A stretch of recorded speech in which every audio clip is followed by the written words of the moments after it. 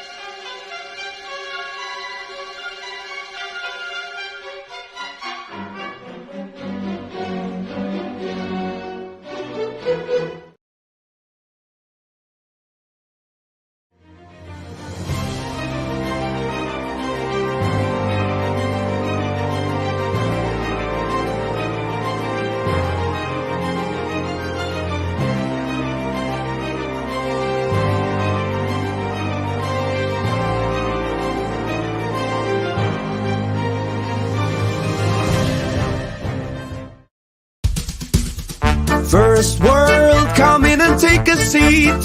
Pay us no attention, it's all conspiracy. We have satire and parody, some funny, some perverse. If none of it's offensive to you, you'd be the first.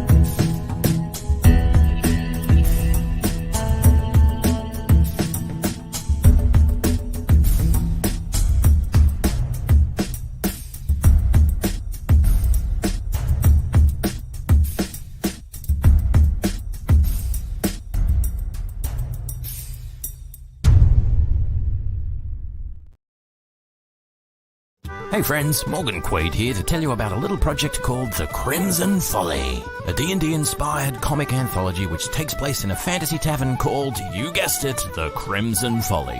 I'm working with more than a dozen artists from all over the world to bring this story to life through sequential comic artwork, intricate portrait pieces, sketches, and of course, words! My aim is to produce a combined comic story and art book. The first 40 pages will be a comic book telling the main story of the Folly and using different artists to build out each section of the story. The art book will then contain sketches and short stories relating to characters from that story.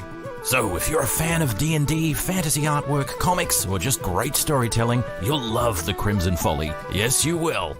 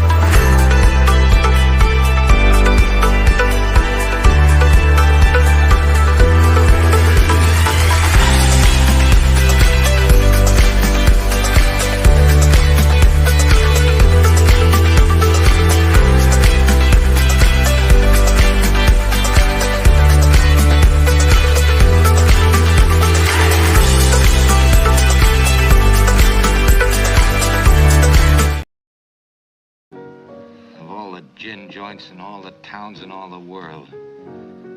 She walks into mine.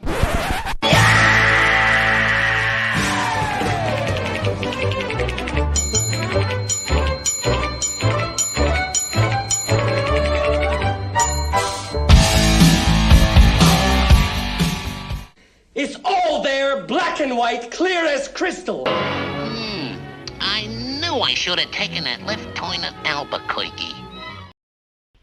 And now for something completely different.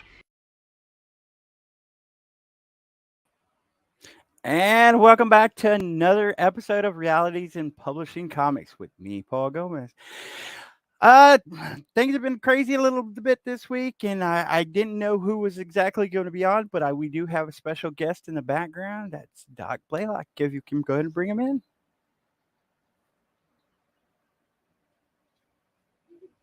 So just sit right down, relax, open your ears real wide and say, give it to me straight, doctor, I can take it.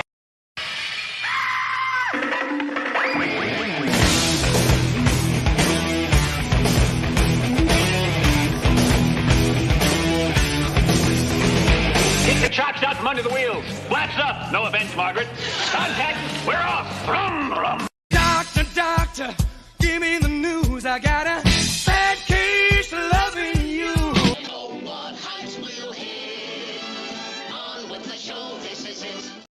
I can't find it anywhere, Paul.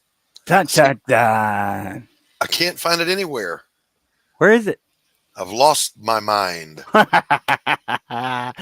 Doc, thank you for coming by, man. I had a guest here, and I was going to talk about a specific thing, which is unique ways in trying to sell your comic in different ways. And he was a seller on Facebook. Well, since he's not here, I wanted to talk about other stuff. How you doing today, Doc? I'm good. I am currently without a coffee mug on my desk. That's a lie. There's a coffee mug, but it's empty, Paul. But it gives you that encouragement that it's there for you. We know how horribly this will go without coffee, but we'll do our best. I had questions for you, so I'm glad I got to come on. Gladly take any questions. But before we do, I did have a few other topics that I did want to throw out there, emergency sake. I've taken a hiatus off of Kickstarters for a while, and now I'm about to go into two different ones. You're about to go into a Kickstarter yourself, or crowdfunding yourself as well on Indiegogo. Is that correct?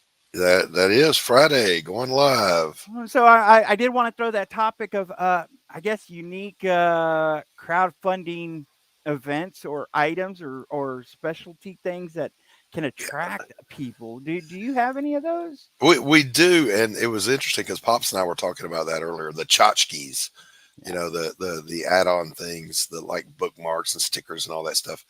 On the campaign, I know for certain we're going to have coffee mugs with the Pariah logo. Awesome. I'm hoping I'll have a T-shirt prototype. I'm praying for that. My neighbor makes all this stuff. Oh wow! And then, but then I was thinking, I kind of want to do magnets with the Pariah logo on. Yeah. Because tchotchkes are fun. Yeah. Why not have them? And I like to do some events. I don't really see them that often, like the first 24-hour sale or something like that. And the last Kickstarter I did, I had a ending 24-hour thing, and I was thinking about going on a certain show, a friend's show, and doing a special just for their show kind of thing. And I think those small things are fun to do, little events. I agree. Extra add-ons. Now we've got an interesting one that I've never seen before. John Dillard is drawing a print that is a crossover between my characters and the characters from Lightbringer 2. So if you back both campaigns, you get that exclusive print. I've never seen that done before, and I thought that's cool, especially since it's John Dillard. I mean, the guy is amazing. Bit of a goofball, but he's amazing. So I want one. Right. I mean, you see all this cool stuff everybody's doing, and you're like, how can I incorporate that into mine? Or what can I do uniquely different that nobody else has seen? Yeah. And as Pop says, okay, somebody else has done that. Yeah. Remember, the Bible said there is no new thing under heaven or earth. So, Right.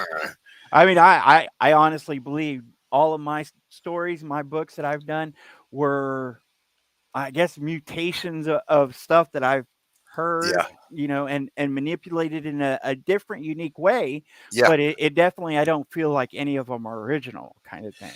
Yeah. And eventually somebody will come up with something like our friend Cindy Koepp and her crocheted dragons and her crocheted plushies, the crocheted crom. I gotta say, that's the first time I ever saw that. There's just on the one hand, no, there's nothing new, but on the other hand, there's just infinite creativity. Yes. And I love that stuff. Look, man, even if I can't afford to back something, I love looking at the campaigns. Like, oh, look at that. Oh, I want that. Yeah. The neon tapestries, I had that on one of mine, and man, those are beautiful, beautiful pieces. Look, Anthony unboxed one on his channel. My character, the Golem. Mm-hmm. I called him immediately. I said, "Why is that not hanging on my wall?" Right.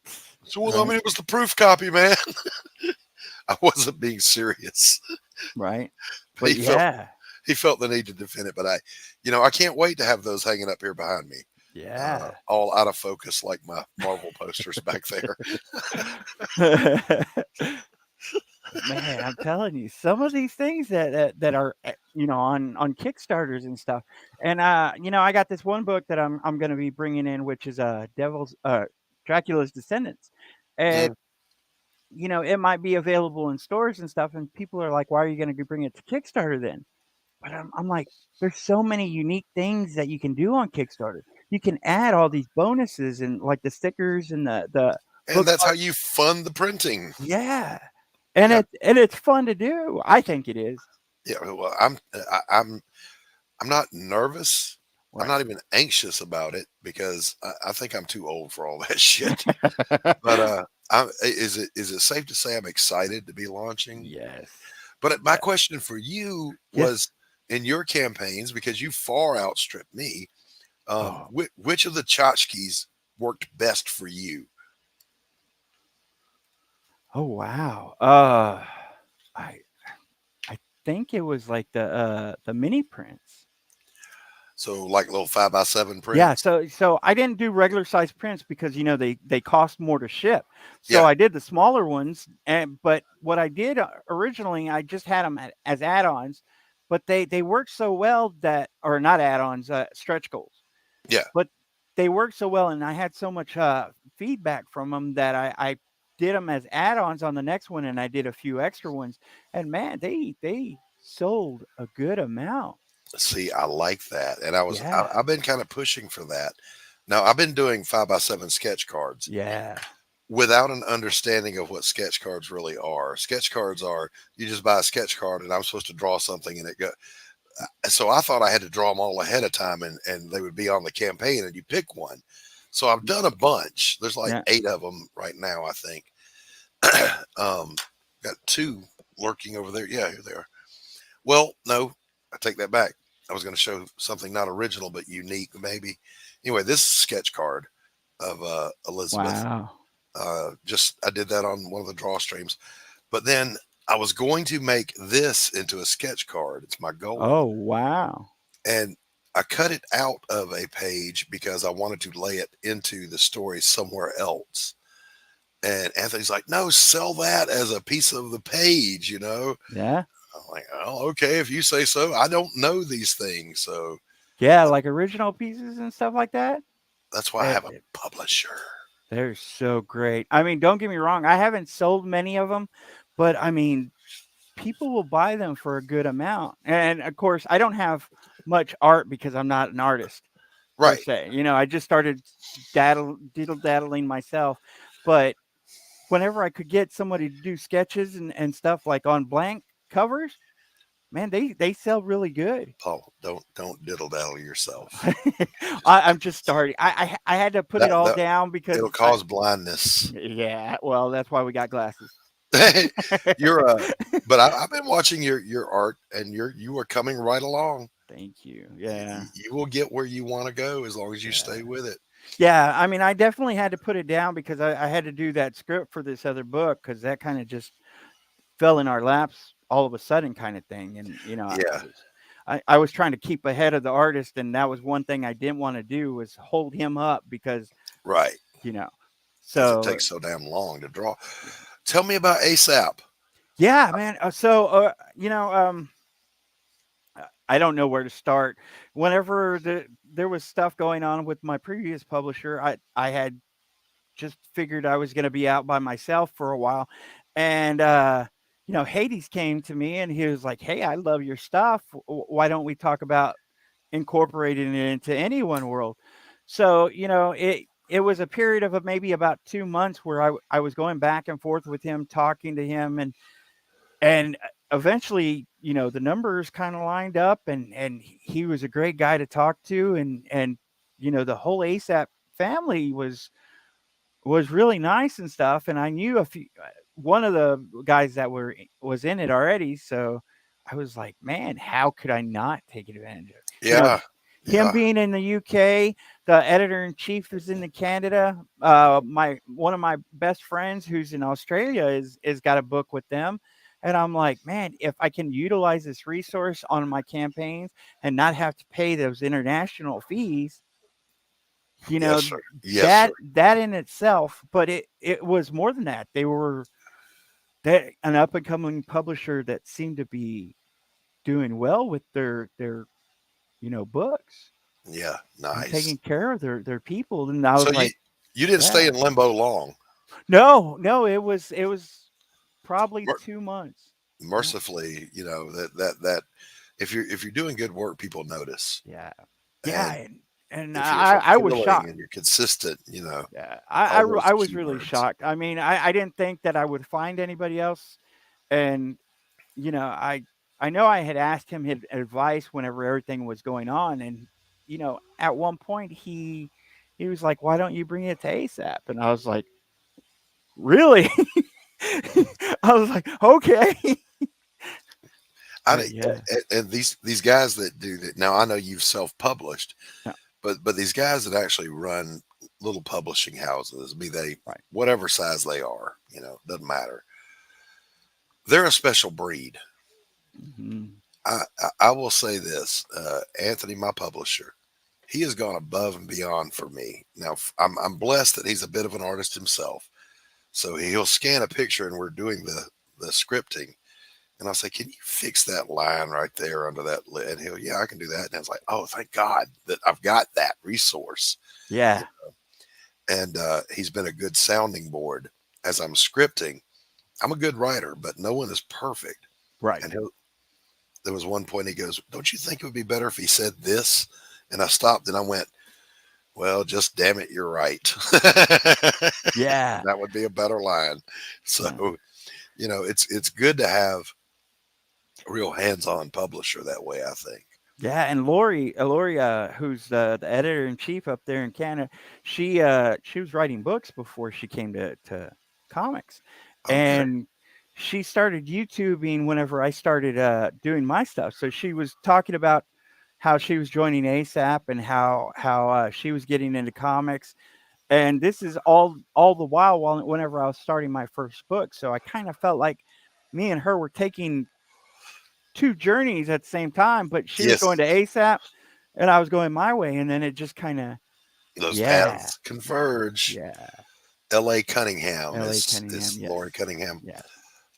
Now, have you had her out on your show yet?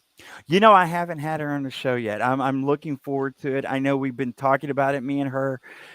I'll watch that one, brother. I'll watch that one. I got to see that. She's great to talk. I've talked to her on a panel show or two, but I mean, I definitely want her to be on my show one of these days. Yeah, definitely. Now, on the other hand, I was lamenting this to Pops, and I can only plead that last minute frenzy before launch. But I've been contacted by 3 different people that wanted to come out on my show, and I booked them. 1, 2, 3. Yes, I got you. I have no idea who I talked to. I didn't write it down. You talked to me. It was me all 3 times. I Was wanted it to you? come on Okay. your All right, good. Come on out. No, I do want to come on your show, but no, it wasn't me. I told Pops, like, I guess I'll just do the show Saturday morning, and whoever shows up, that's who was supposed to be there. Oh, I I'll show hope. up. I hope. Yeah, I'll if they show don't, up. if they don't show up, you owe me one. You got to bail me out. I'll show up. I'll show up every weekend for you, Doc. I'll be there. I mean, we always have a good time at the coffee shop, because it's just, Yeah. it's not really a hard comic book show as much as it is just, I always envisioned it and want it to be more like a morning radio drive show that we used to Right. enjoy before the days of the internet. That was your great morning humor. We had God, so many here in Atlanta when I was a kid coming up on 96 Rock and Z93, and the morning shows were just hysterical. Yeah. And they were familiar and comforting. So that's kind of what I wanted to bring to a show. We sometimes hit that and we sometimes don't. And I think when we don't, it's even funnier than when we do. Right. I definitely understand that. This show was all about, talking about those pitfalls and stuff of getting into it. But every once in a while it kind of goes off course, which is fine. That's the way, shows are sometimes. You get a little personal and you talk about yourself and Yeah. stuff. But Yeah. there's definitely nothing wrong with that. Now, I'll tell you, in regards to publishing, at first I was bucking on this because to me it was a bitter pill to swallow. I was going to wait a couple of more months and be completely done with all 120 pages of Right. Pariah and launch. But Anthony was adamant, we've got to break this thing. And he was right, because the economy's in the toilet right now. And, let's build instead of going for broke on one big shindig. And he was right. I was wrong. And I said, you're right. We got to do it this way. But what that requires me to do, as you know, as a writer, my story arc can't be this. It's got to be this. And I'm like, oh, son of a bitch, more drawing.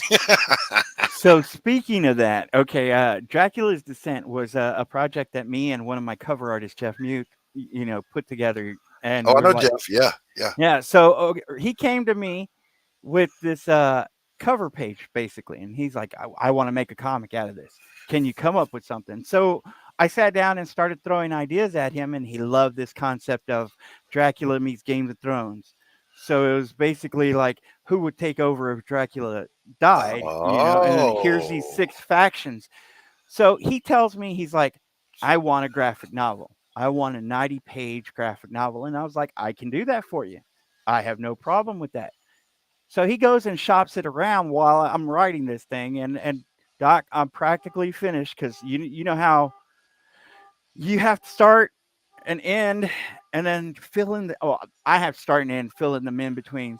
Yes, yes. And with a 90-page, there's that huge arc that you have, but you want to make sure that everything in between is continuously flowing to keep the reader interested. Yes, yes. Well, he shops it around and comes back to me and it says they want a 22-page monthly.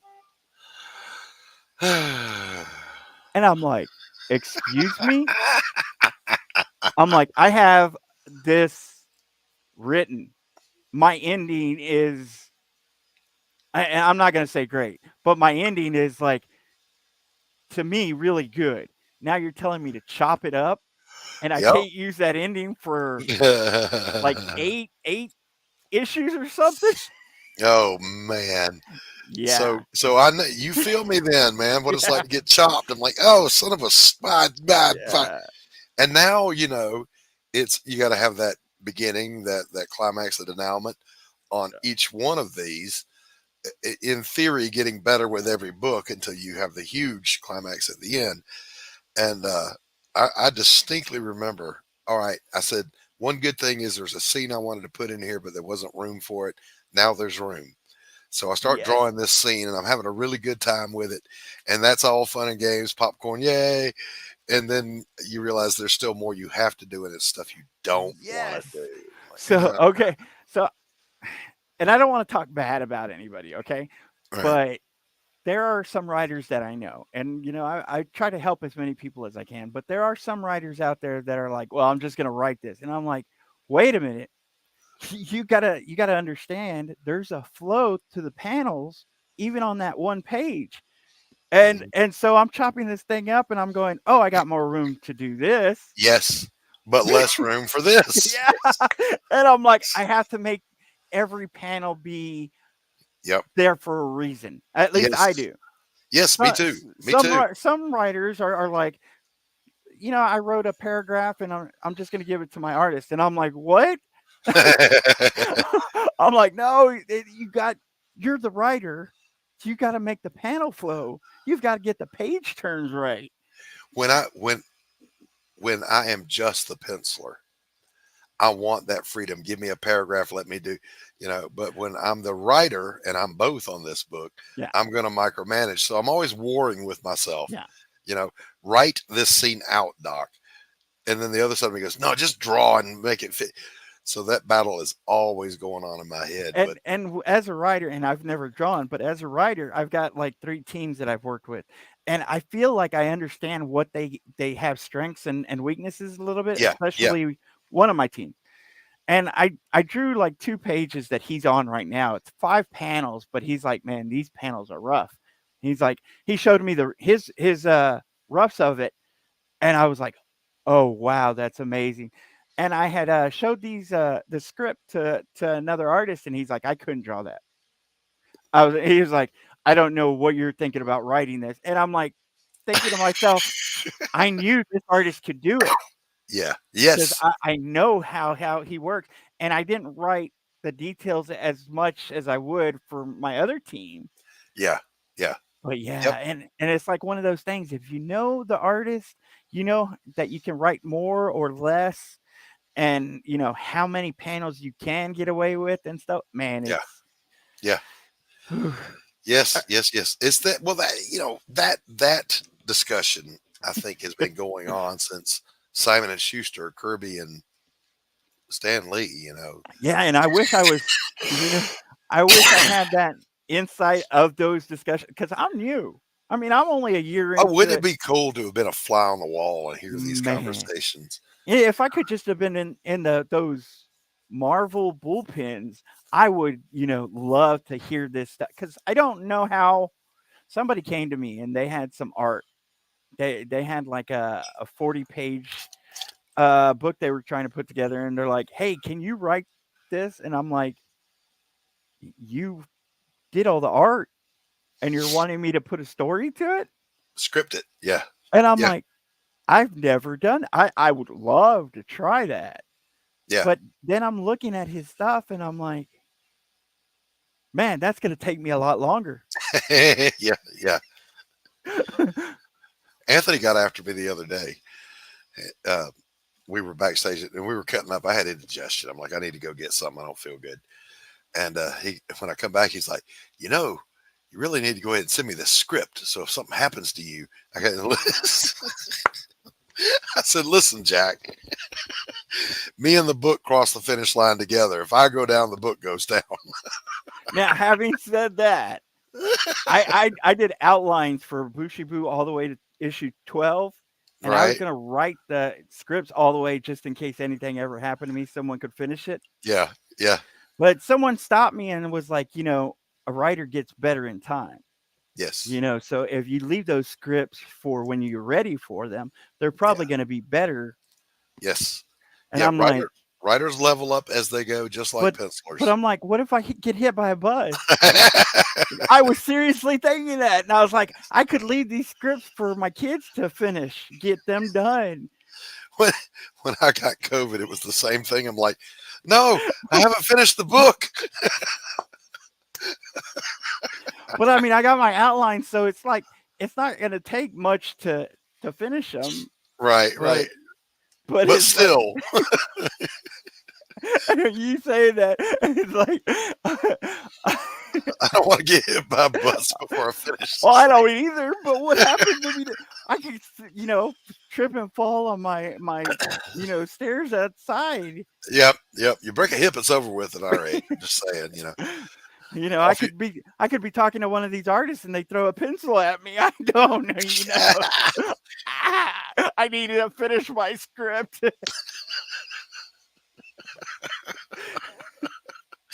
Okay, we've taken a turn into Bizarro land. But I'm taking my stand on it. Me and my book cross the finish line together, or there's no go. Just saying. I want to finish my stuff out just in case I pass, like I said, so my kids can finish it out, or I could hand it off to. Well, that's because your kids have an interest in these things. My son could give a crap less. Well, I mean, okay. So Dylan told me, about a week ago, he's like, I want to do my own book, and every day we've been spending about an hour talking about the process. And I'm like, that's amazing. He's 17 and he wants to do this, something that I've never done until I was, 90 something or however old I was when I started. But, I've got such great teams that I think I could hand off like Bushibu to one of my partners and, they could run with it. They've actually made me an offer to buy it at one point. Ooh. And if it hadn't have been, for the fact that my kids helped me make it, right, I probably would have sold it. Yeah. But this is a legacy thing for you, the Bushibu. That's a family legacy thing, as it should be, it should be. Now, I don't think my wife would want to write my book. No, I know she wouldn't want to draw it. She hates art. So yeah, there's that. But the other part of the publishing thing that I was curious about, and this is more toward those publishing houses. I was wondering, do they go to the mat for you like my guy's doing for me? I mean, did I just get lucky by having someone who's also an artist? Or you probably have to give me a little more details. I've been with fix this panel for me, Anthony, and I can tell him, all right, see this line under her eye? That was not meant to be there. I think I inked a boo-boo. Can we white that out? And he'll take it out for me. And, make the hair curl under right here. Yeah, he can do that. Okay. So I've been with Charter Comics. I'm not sure if you know who they are. I'm with ASAP right now. And then Blood Moon is the one that wanted Dracula's Descent. I can't really talk about ASAP and Blood Moon because I'm really new to them. ASAP has been great for me, and they've helped edit some stuff that needed to be edited that was overlooked and whatnot. So they've been really great in that aspect. Yeah. They've advertised me. And they pushed me a little bit more than I thought they were going to. So I'm happy with them. Yeah. I don't really want to say anything bad about Charter, so I will say this. They have one person that I admire a great deal, and I will work with him till the end of time because he was always helping and pushing the project to be the best it was. Yeah. The rest of that publisher wasn't exactly that gung-ho about it. Supportive, not really all that supportive. Yeah, and I know, Tanner Hurley at Printed Out Pops. What's the name of his? Starts with an A. I always get him mixed up with Max at Atrocity Press. Atrocity, no, it. Apothic Press. Thank you, Pops. Those guys will do anything for you. Yeah. They're just good as gold. So I'm Tanner Hurley, and you're watching the Madness Comics Network. Get some.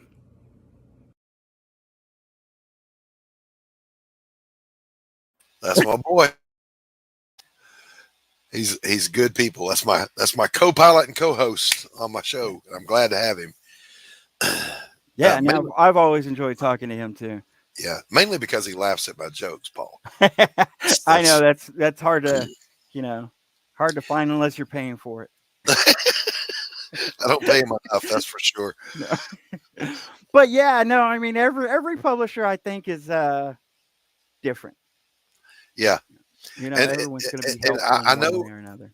All of them will have an editor, but editors are more about helping with the story and the writing. I think having an artist as an editor that can actually help with a little tweak here and a tweak there, is good. Mm-hmm. I never want to be an editor. I never want to be a publisher. I've been asked to edit a book here recently from a friend of mine's doing a book. And I thought about it for days. And I was like, I'm not that person. I can't do this. I would love to be an editor. So Mm. I'd like to tell you a story. Or whenever I first started, I got with this editor. He was an Eisner Awards winning editor. Great. Whenever it came to showing me, teaching me, and not just doing everything for me. He actually showed me how to get to the finished product, how to improve everything. And at one point, he was like, "You should become an editor, and I'll back you up." And I was like, I wasn't comfortable with it at that time, but he sent a few people my way, and he's like, "Help me out here. Just look through these books and tell me what you think needs to be changed." So I actually edited about 4 books with him. Nice. And whenever I say I edited them with him, it was like I told him what I thought needed to be improved, and 90% of the time was like, "Yeah, you're spot on. That's exactly what I would do."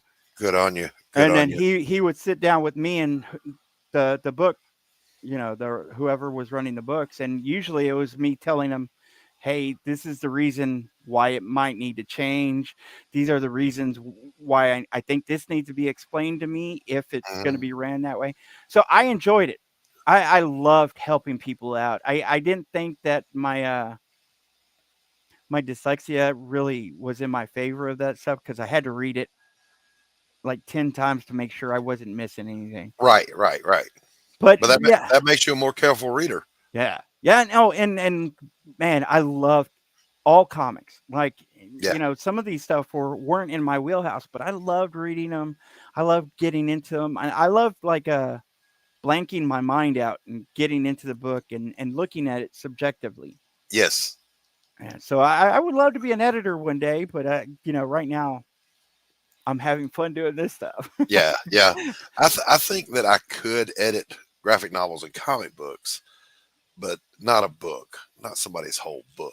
That's just, and I'll tell you why, because the writer in me comes out and I start wanting to rewrite whole passages, and that's not what you're supposed to do as an editor.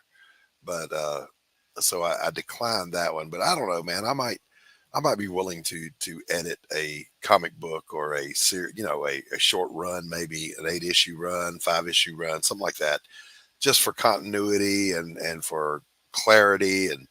And then you give it to Pops to be the human grammar checker. He can spot a grammar type or a typo or a misspelled word from 50 paces.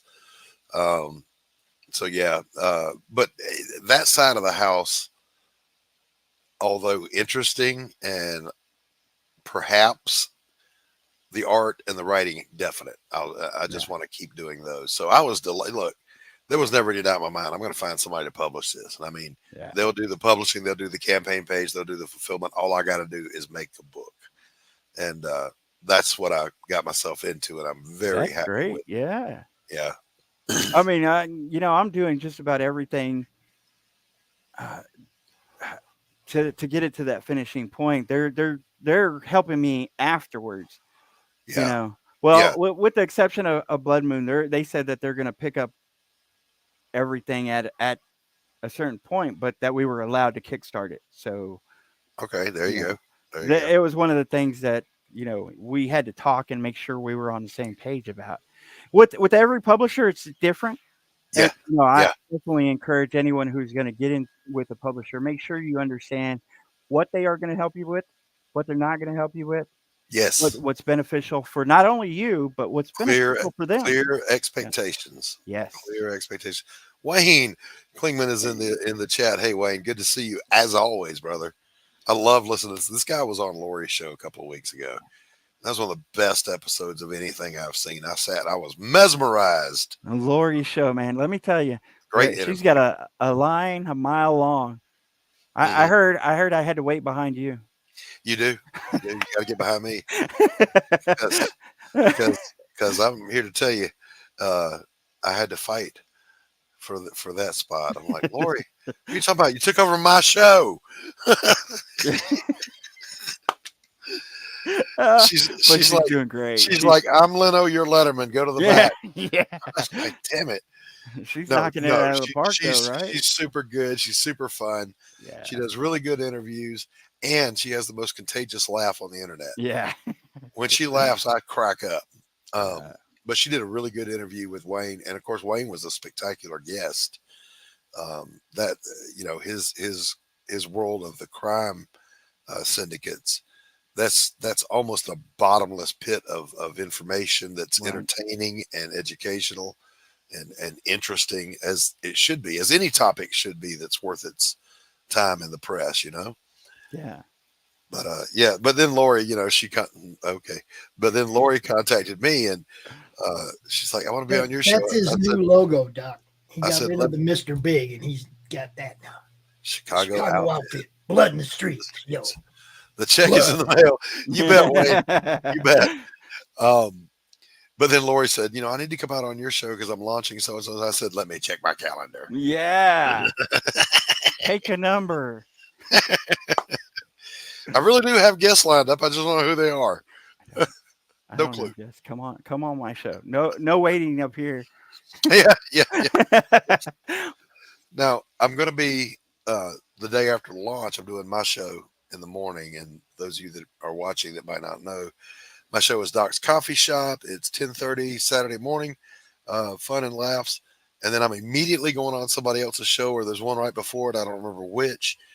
Chances are I will be hungover because I plan to be drinking during my launch. Yes. If the book fully funds, I'll drink the whole bottle. Just saying. I was thinking about doing like a continuous cast, from launch to end. Mm-hmm. Wouldn't that be something? I wonder if I could get away with that. I don't know. There's 2 or 3 channels where I have seen the host go to sleep or leave, and they get tons of views. I'm like, okay, I'm just going to stream my empty studio. Well, here's the thing. So I don't have to leave it empty. I've got 3 kids. They can take shifts. Dylan. Yes. Dylan's kind of a delight. I mean, he's always laughing when he's on a stream, but he'll keep people awake. Well, Wayne, you can come on out now if you want to. Yeah. There's no agenda here. Paul's guest couldn't make it, and I'm the break glass in case of emergency guest.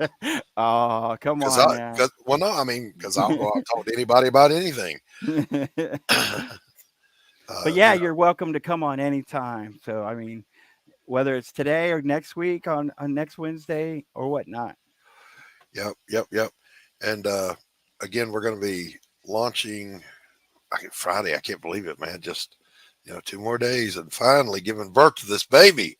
Yeah. Paul, I've been pregnant with this thing for 18 years. I believe it. I believe it. I know how women feel now. Come on, let's just get it over with. Okay, you got to go bring in the dogs. Walk around the block, Doc. Walk around the block. Walk around the block? Yeah. Whenever you're pregnant at the last, they tell them to walk. When my first son was born, I was in the Navy, and I was on duty on Parris Island at the gas chamber. And basically that's just sit outside in your ambulance under a shade tree while the recruits go in there and cough and gag. It's hardly anything ever happens. And I'm sitting out there and my radio comes to life. And, this is military. Everything's always professional. This time it was not. It was, I recognized my buddy's voice as soon as I heard it on the radio. He goes, "Hey, Doc, your wife's in labor." I am halfway to the Naval Hospital before I realize I got to go turn my ambulance in and get my private vehicle and go over there. So I have to bang a U-turn and go screaming at lights and I was like, of all the timing, geez, the gas chamber, are you serious? Which, by the way, you do have the CS powder all over you. So I had to make sure I stopped at the house, grabbed some scrubs and put them on and got all that stuff on. Because, you don't want your baby to be born exposed to tear gas. Right. It's a traumatic enough day for them. So, yeah. Interesting. Children. Yeah. Oh, I'm telling you. Yeah, I love my kids, man. But every once in a while, I think they say the firehouse is a safe space for any kids that you want to drop off. Sometimes I'm like, yeah, they're 15, but hey, go check out that fire truck. We talked about that this morning. When son number 1 was born, he popped out and he was the Gerber baby. Like, here, take a picture. Son number 2 popped out. He looked like a rubber chicken.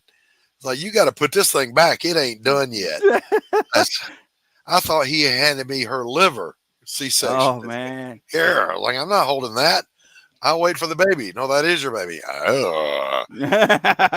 My twins, Doc, they could fit in the palm of my hand. One in each. It was like, that's it? That's all of them? My youngest, though, man, he was like, this big at birth. Yeah. My oldest was 8 pounds, 11 ounces. And then my youngest was an even 7. But, they both grew to be handsome young men. But one of them had a head start on the other one. I'm just saying. Rubber Chicken had some work to do. Christian, I'm talking about you, son. And he's kind of gone back to looking like a rubber chicken now, to be honest with you, now that he's 30. Yeah. Kids are great. They are. Drop them off at the fire department. I'm telling you, sometimes they get on my nerves. That's all I'm saying. Are you tired of those little wallet draining crap factories keeping you awake? It's a safe space. So a friend of mine's like, you can't do that. They're 15, and I'm like, yeah, you could do it at any age. Fire department, police department. This. I think QT is a safe space too. QT. I'm not so sure about that one. No, they got the big signs up there. If you ever go to a QT, they got the safe space sign. I bet you.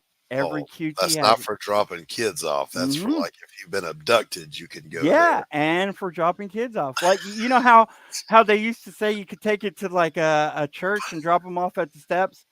Paul has researched this entirely too much, ladies and gentlemen. I was cutting up about my kid. This man is serious.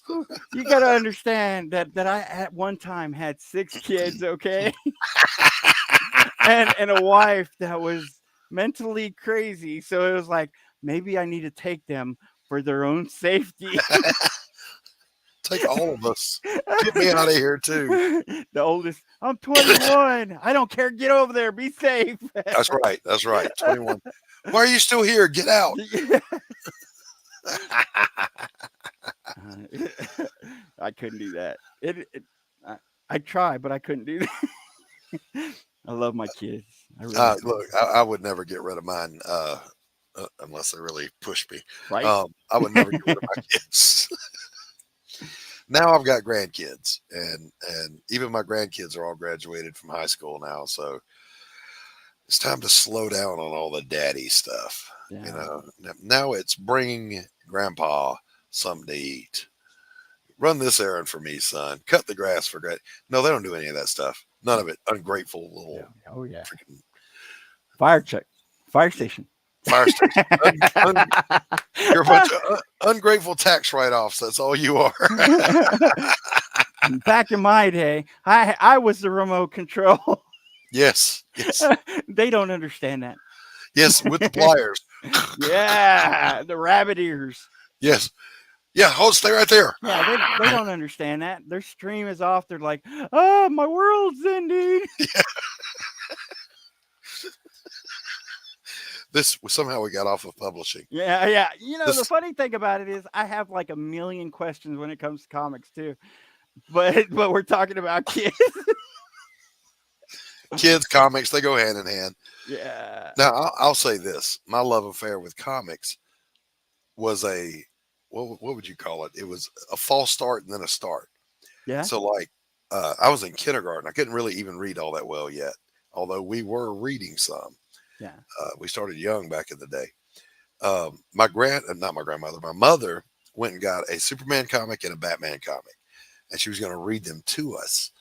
And right off the bat, I had a problem because my brother got the Superman comic. I got the Batman comic, and Batman couldn't fly. And I could not understand why Batman couldn't fly. He's got a cape. Got a cape. And so I was just I was shipwrecked over that, Paul. I'm like, well, I just screw this, man. Drives a car. Drives a car around. I want a flying super. Anyway, flash forward. I'm either 8 or 9 years old, and I buy my first comic book that I wanted, and it was Captain America Mad Bomb. And anybody that knows Cap knows Mad Bomb, 1976, 75, somewhere around there. And I got that thing, and I read it, and then I, like Pops and I talked about, then I discovered, you mean Cap's in another book with all these other superheroes? Oh, and it was on. I collected all the way until I joined the Navy. Yeah. And then that thing happened that happens to every person that goes in the military. Yeah. Mom cleans out everything. So that one was gone. So then a good long while goes by, and I start getting back into it again in the 90s, early 90s, like 1990. And I start collecting. And oh my God, there was some good stuff going on back then. You know, Image was being born. Yeah. You had, you know, Batman with a broken back, a dead Superman, Lobo flying around. Valiant came out. Malibu came out. Yeah. Dark Horse and Ghost. One of my Crow favorites. was around that time too. Yeah. Yeah. So I'm getting back into this stuff. And that's when I started doing comics myself for an odd reason. I was going to college, but I had also gotten injured and I wasn't able to work like I was used to working. And I thought, well, I can draw. I've always been able to do art. I've been doing art since I was 15. So I applied to all these little small press companies, and lo and behold, they hired me. And I started doing monthlies. And then, you know, got my degree, and I went on. I was a counselor all my rest of my working life. And now here I am back in it again. So I got to say, it's a lot like the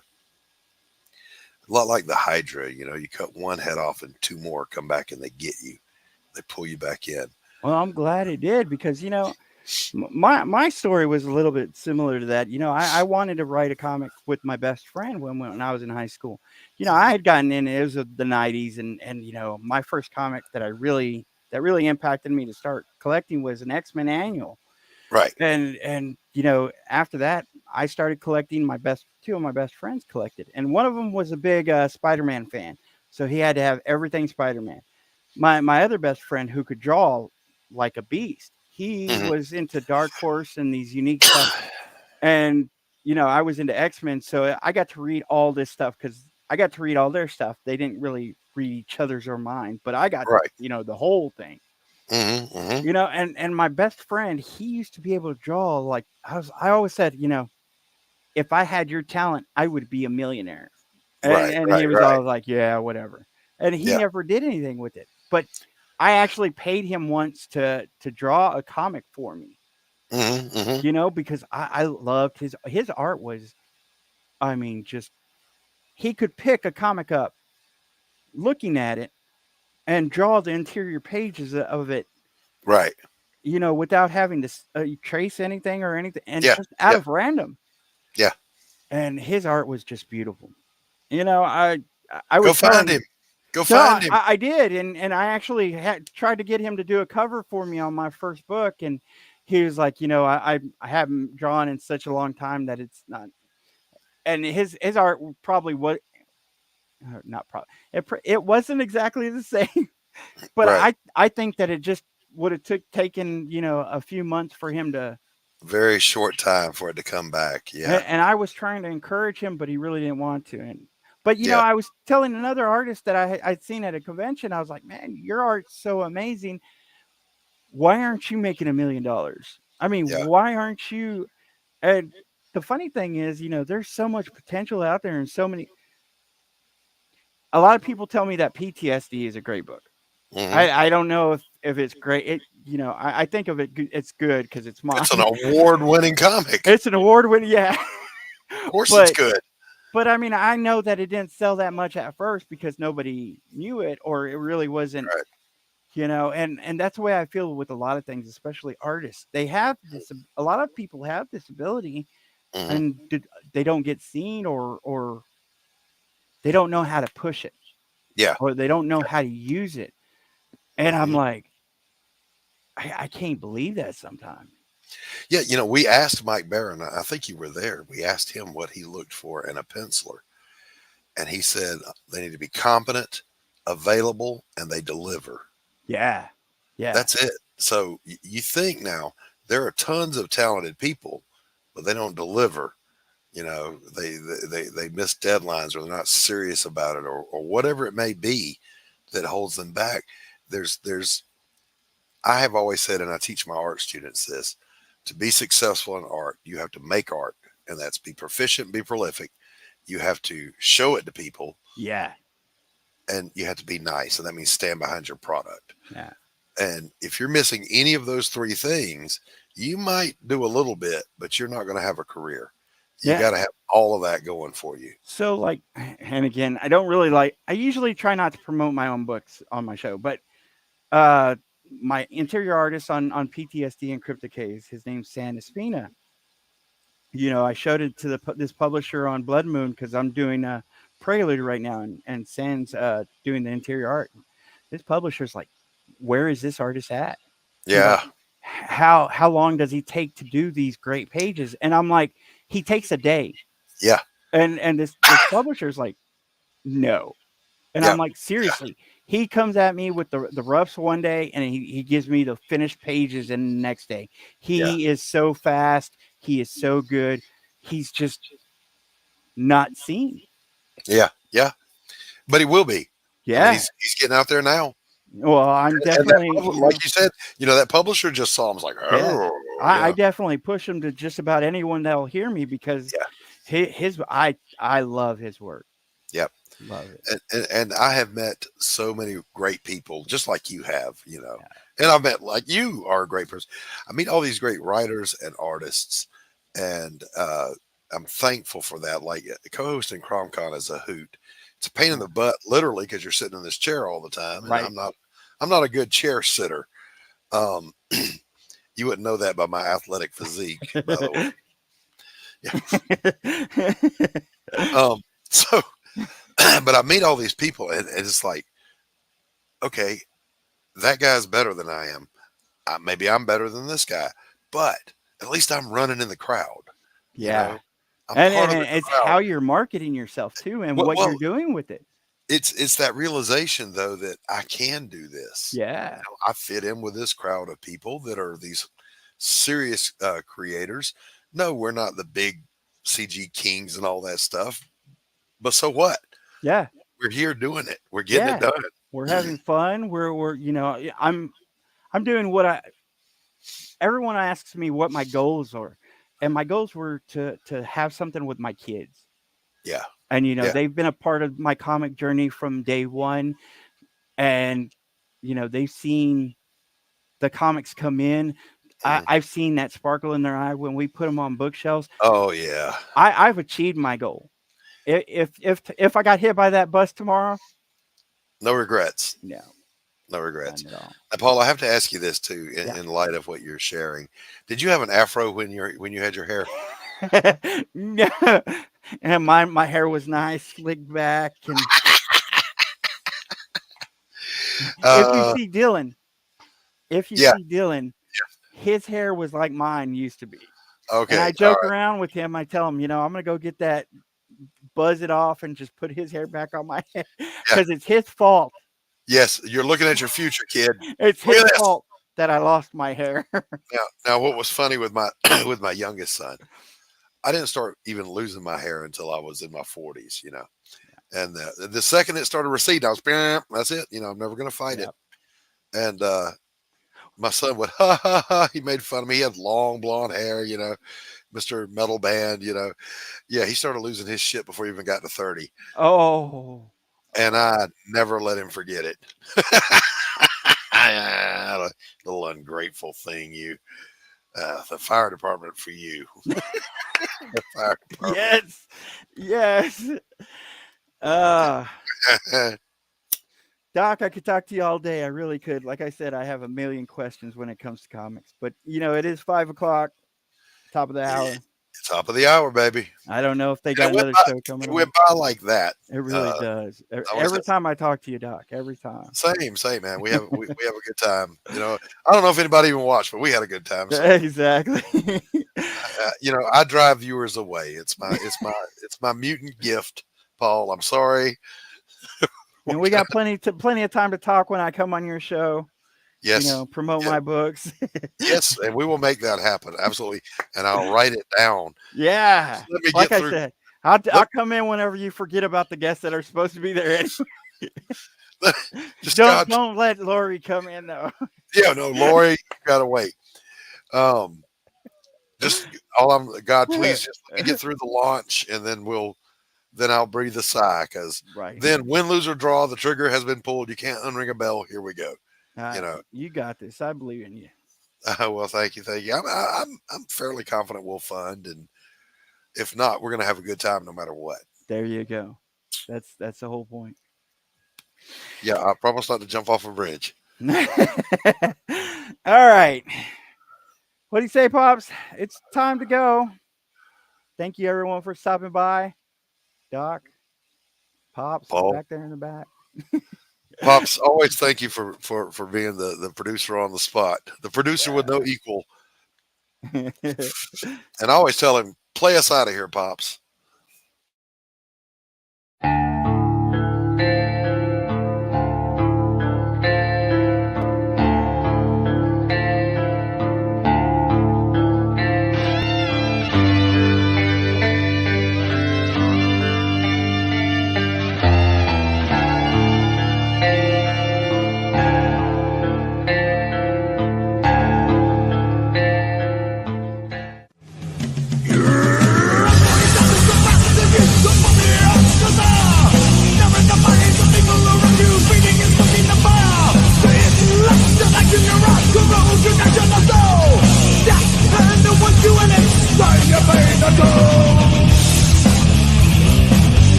Doesn't matter what you say or the action that you take.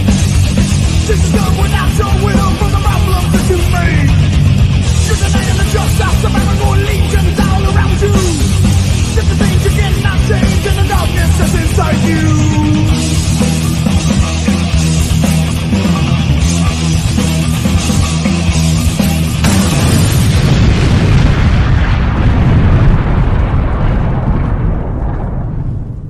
Hey friends, Morgan Quaid here to tell you about a little project called The Crimson Folly, a D&D inspired comic anthology which takes place in a fantasy tavern called, you guessed it, The Crimson Folly.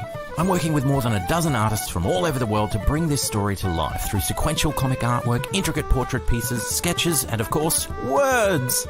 My aim is to produce a combined comic story and art book. The first 40 pages will be a comic book telling the main story of the folly and using different artists to build out each section of the story. The art book will then contain sketches and short stories relating to characters from that story. So if you're a fan of D&D, fantasy artwork, comics, or just great storytelling, you'll love The Crimson Folly. Yes, you will.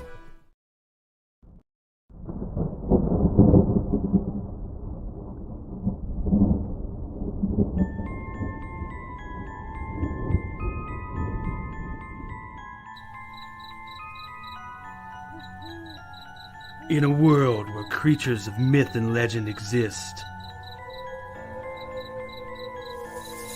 a covert task force is charged with keeping humanity safe from supernatural threats. And when young Nancy Moon stumbles into the eternal battle between good and evil, she finds...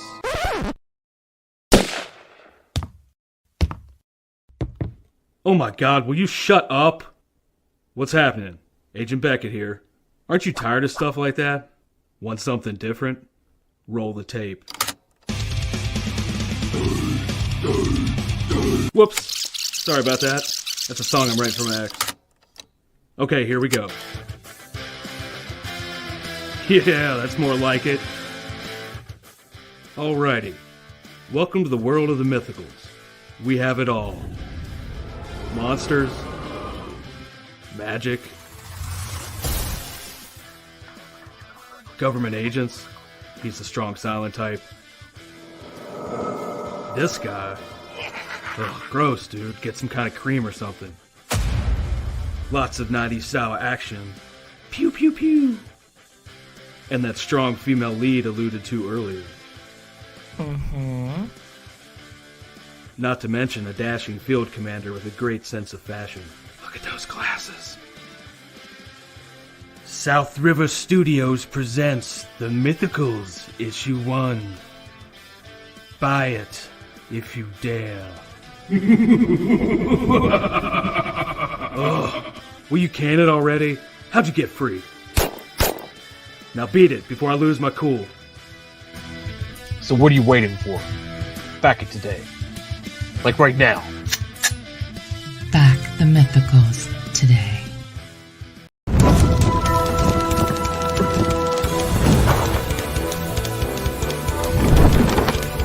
Mickey, Barry, Slothy, and Stig are back. In Misfits Clubhouse, Sharks, Dragons, and Little Red Wagons. Our lovable quartet knows how to turn anything into a big adventure. And this issue is no exception. They have a face-off with the ever-feared Old Man Willie.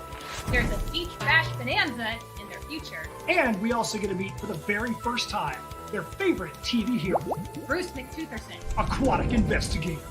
This campaign will have multiple collectible covers by awesome artists. And as you'd expect from us, some unique swag. We hope you'll stick around. Come on in and hang out in the clubhouse. Join along in the shenanigans.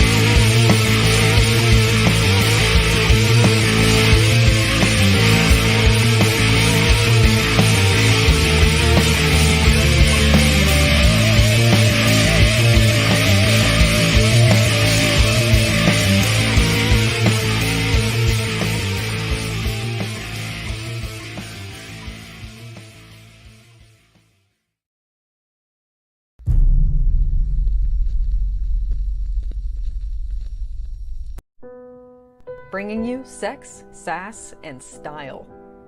Buckle up and unlock your imagination for a fun adventure with these death-dealing dames. They sail the galaxy in search of spoils. The most dangerous acquisition, and the most fruitful, are the legendary Splinters of Yggdrasil. The Splinters are magical artifacts forged from the Tree of Life that wreak havoc on the universe. The missions are perilous, but the bounty is glorious. Enjoy our hyper-fictional wonderland. How is a pirate ship sailing through space? 'Cause magic. How do they heal so quickly after battle? 'Cause magic. How are they able to communicate through jewelry?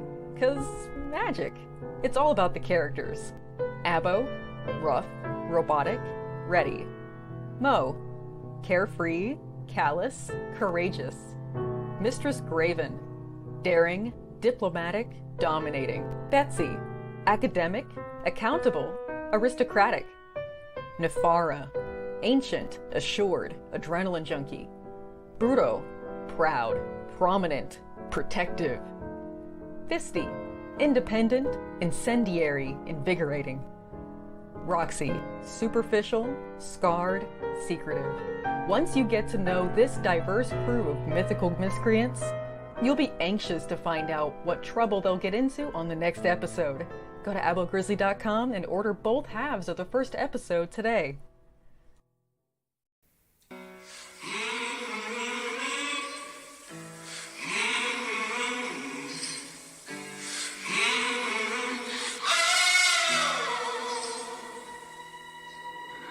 I'm a setting sun, but I'll never run. I'm a dead man walking. I'm a dead man walking. I will stay and fight.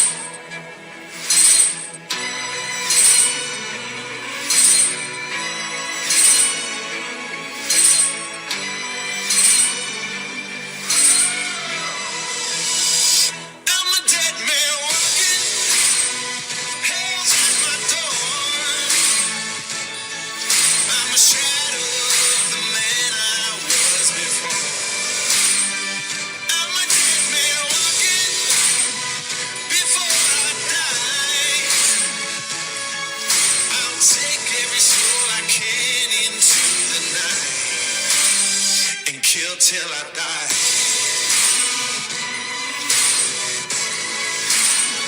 And kill till I die.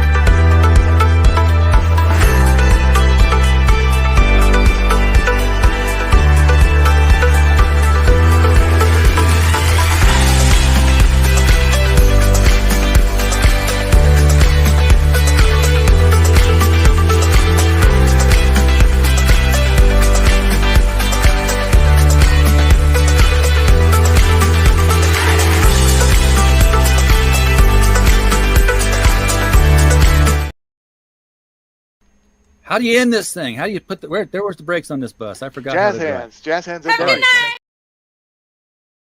Comic Books for Kids provides comic books to kids in hospitals and cancer centers across the U.S. It's a place where we can all work together to make sure every child has a comic book. 100% of all proceeds go towards the kids. It's about making a difference, and while they're in the hospital, allowing them to fly like a superhero, battle dragons, or rescue teddy bears. We are in every state in the country and now support over 100